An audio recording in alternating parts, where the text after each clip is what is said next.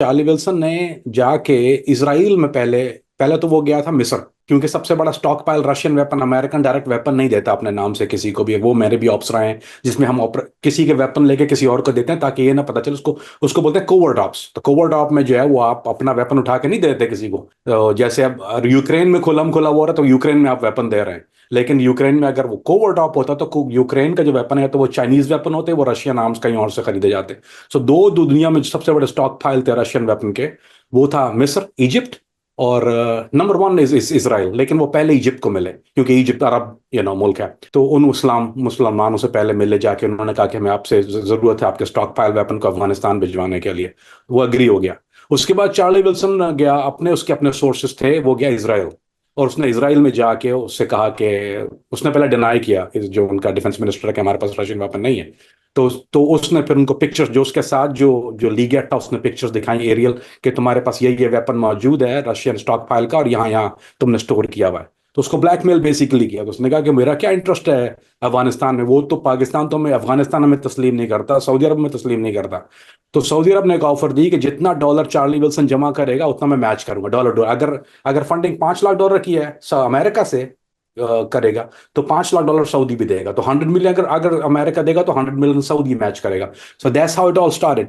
उस पर मुझे एक बहुत अच्छी तरह याद है, वो किताब में भी मौजूद है, शायद चार्ली विल्सन ने अपनी बुक में भी लिखा है कि ज़ियाउल हक शहीद के पास जब वो गए थे ये प्रपोजल लेके, उन्होंने बता दिया, उसने बोला कि मैं जो हूँ ये वेपन जो है वो इसराइल से ले रहा हूँ। तो ज़ियाउल हक का एक तारीखी जुमला था कि मुझे एक भी FN, यानी गाली दे के उसने कहा कि मुझे एक भी स्टार डेविड अगर क्रेडिट पे दिखा ना तो मामला नहीं चलेगा। सो वो अनऑफिशियल मुलाकात थी जयाउल हक के साथ चार्ली विल्सन की। वो इवन स्टेट डिपार्टमेंट को पता नहीं था, वो अपने पर्सनल कैपेसिटी में आके मिले। तो I think general Akhtar Mahmood उस मीटिंग में मौजूद थे उनके साथ। जनरल राशिद, जनरल अख्तर महमूद, दो दो लोग मौजूद थे जब चार्ली विल्सन अनऑफिशियल जयाउल हक से मिले।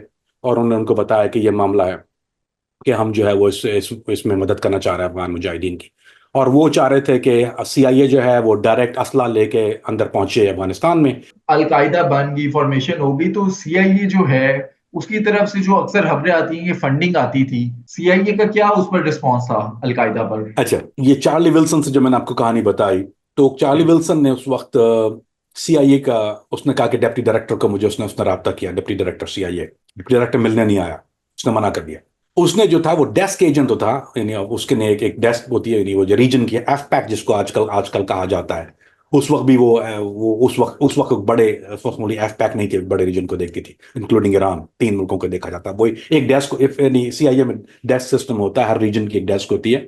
और ये एक ऑफिस होता है जो यानी डिपेंड करता है कितने, हर कोई कोई वेरियस स्टाफ होते हैं हर हर रीजन के। एक CIA सब चीज नहीं देखती, इनका एक हर डिवाइडेड बाय रीजन होता है। तो ये जो रीजन है यानी trouble region, AfPak, Iran, ये एक रीजन को देखने वाली जो है वो एक एक डेस्क होती। तो उसका जो जो जो जो चीफ था वो इनको मिलने आया। तो इन्होंने फिर उसको फंडिंग के लिए जब कहा कि मेरे, उसको सारी बात, CIA फंडिंग नहीं करती, फंडिंग कांग्रेस से आती है, अप्रूव करा के गवर्नमेंट की फंडिंग होती है। CIA का काम होता है सिर्फ उसको मूव कराना। और CIA का इनपुट, दूसरी चीज ये होती है कि CIA रिकमेंड करती है, CIA के अपने वेपन्स एंड टैक्टिक जो इनके इंचार्ज होते हैं, जो बेस्ट ऑफ द बेस्ट दुनिया में होते हैं। आई थिंक वो उस वक्त जो लड़का था वो he was about 28 year old, MIT का। I think he was with MIT। सो उस, हाँ, I am pretty sure he was with MIT। तो वो 28 साल, तो उस पर चार्ली विल्सन से उसकी उस बात पे मतलब कुछ तो झिकझिक भी हुई थोड़ी सी कि तो बच्चा कौन है, उसने बोला is the best weapon expert we have. So उसने रिकमेंड किया, जो डश का रिकमेंड किया था वो उसकी रिकमेंडेशन थी। फिर ये हाई एल्टीट्यूड चढ़ना हुआ तो उन्होंने कहा कि we can not do it. तो उसके बाद स्टिंगर लाएगा। Stinger was like, I think the cost of stinger on that time वो $80,000 का, 60 to 80 thousand US डॉलर का एक स्टिंगर पड़ता था। जारी पता एक स्टिंगर तो काम नहीं चलता, you have to you ship lot of. तो CIA ने basically, to answer your question, तो CIA ने कहा कि हमें इतनी, वो दे विल टेल यू कि हमें इतना बजट चाहिए होगा, that's how much money we need to get that much stinger into Afghanistan. अब वो खाली स्टिंगर ही नहीं है, कीप इन माइंड, फिर वो क्लशन के राउंड भी चाहिए होते हैं, AK-47 भी चाहिए होती हैं, जो कि इसराइल और मिस्र से आ रही थी मेन, लेकिन वो वाया पाकिस्तान आ रही थी। तो वो दो दो शिपमेंट आती थी सेपरेट, एक मिस्र से आती थी, एक आती थी अफगानिस्तान से। अच्छा, जो अलकायदा के पास जो फंडिंग आती थी वो भी उससे असला खरीदते थे। ये कोई खैरात में मिला हुआ असला, सिर्फ और सिर्फ खैरात में मिला हुआ नहीं था। यानी ऐसा नहीं था कि सिर्फ अमेरिका ने पैसा दिया, किसको, इसराइल को और मसर को, रशियन वेपन के लिए। क्योंकि वो कोवर्ट ऑप है। अगर वहां से M16 मिलना शुरू हो जाए तो फिर वो कोवर्ट तो नहीं, वो वॉर रहेगी। तो उसके बाद Russia will start accusing America, which he new already, but ये एक भोंडा तरीका है दुनिया में कि जहां वॉर क्रिएट की जाती है या वॉर फंडिंग की जाती है, वो आप कोवर्ट तरीके से जब आप करते हैं तो you give them somebody else's weapon. जब ये वेपन जिस तरह फनल होना शुरू हुए, उसके बाद जो जो अरब मास्कर के लिए जो चीजें चाहिए होती थी, वो Sheikh Osama used to buy with his own money.